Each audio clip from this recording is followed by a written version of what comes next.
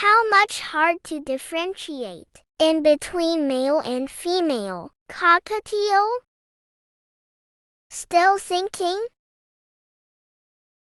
Okay, let me tell you the four major differences. Number 1 is about their chick circle colors. Male chick circle color is more darker and shiner, whereas the female has lighter than male and hard to see sometimes. Number 2 is about their tail shades.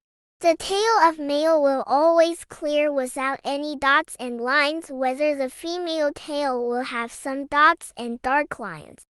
Number 3 is about their feather shades.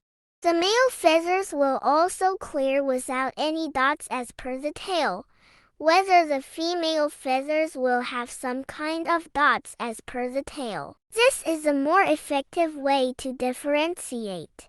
Number 4 is about their whistling and other sounds. This is the mostly used way to identify the gender of cockatiels.